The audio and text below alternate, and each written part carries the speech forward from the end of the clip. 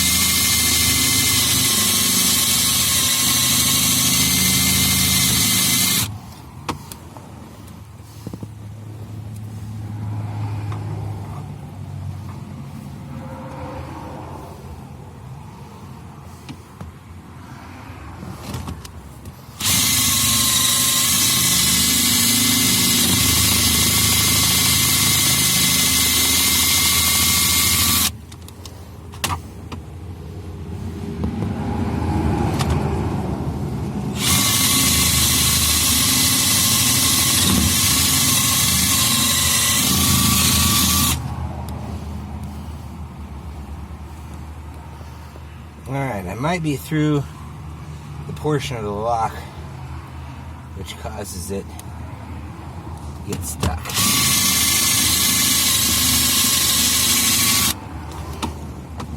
Also known as the part you can't turn. So I'm starting to see a separation there, but maybe I'm wrong.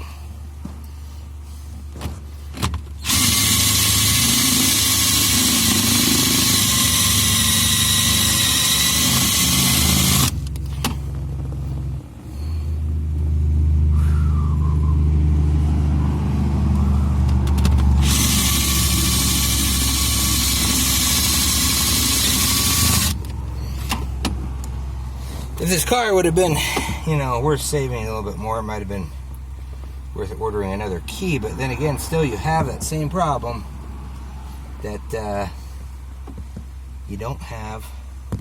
You got this stupid key broke off in here. The stupid part is that key was only halfway in there. I pushed it in the rest of the way, being a total bonehead. And if it was the original key that actually worked, I could have just put half a key in there or something, but it wasn't. It was just some idiot put his key in, and hopefully it was the key to something important, not the gas cap key, which it very well could be. Then I could have to go drill out of the gas lock, cap lock next.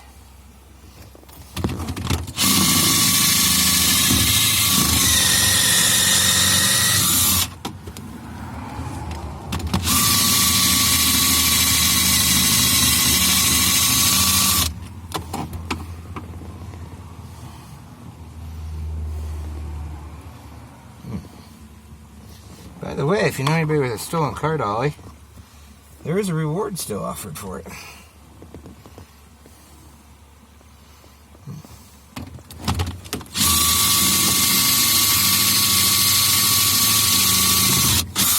That happened last October or something, or November or something. 'Cause I was not going to do this in the snow. Figured this is Montana, I will wait.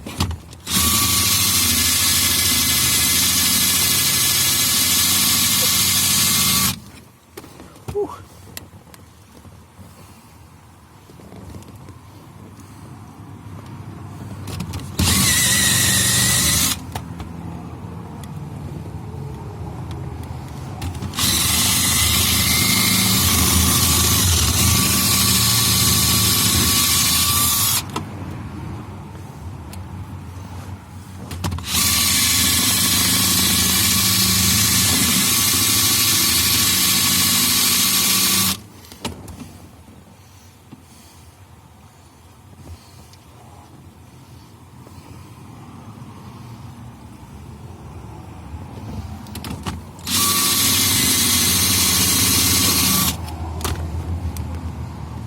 You know, just once in my life, I want to find somebody breaking into a car and just beat the living shit out of them. I guess that'd be like this premeditated assault. Because, hey.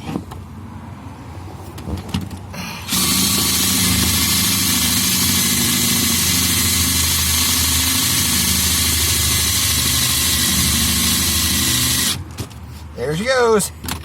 We hit it. We got it. Right there. What are we at, like 14 minutes now?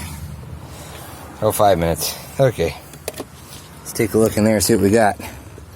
Yep, we can see the outer ring's gone. I'll get a screwdriver here again.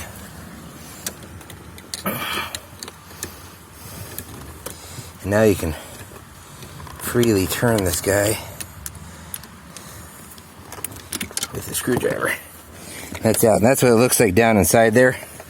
And that portion comes out. And that's all you need. Now the next one, it probably, if you had the right lock cylinder, I think now that it's in the, let's see, off, there's the lock, and then there's the lock, and then there's accessory, on, and then start. On. That's accessory. And now, if that guy was right, with this bent piece of wire in the accessory position, see, I bent this piece of wire here, in the accessory position, you should be able to push in and pull out the lock cylinder. Yeah. So, yeah. There goes. It ejected that pin. Right here, it ejects this pin. Is what I did. I pushed that in through that little tiny hole on the side there. And it ejected that pin. So, had I have taken the entire steering wheel apart, could have done that. But literally, this thing has one strip screw on the very bottom of it, and it was just not going to come out. So yeah. So actually, all in all, I haven't hurt it at all because I can just go buy this with a key, and that's all I need. And now I'll be able to start it and move it from its resting place where it's been here for some time. So that's how you do it, folks. Thanks for tuning in. Like our other videos. And that one is drilling out an ignition lock on the 1992 Subaru. Oh, she's a beauty, Clark. Look at that, 4-wheel drive. Yeah. See if you can see where they scratched the paint there with the dolly, I think is where it came out. Maybe it might have been on that side. You were running that thing back and forth there. Yep. Here's the blue paint. It was sitting right here. Bastards. I'll find you and I'll kill you. The last thing you will see is my blade. Alright. Thanks for tuning in.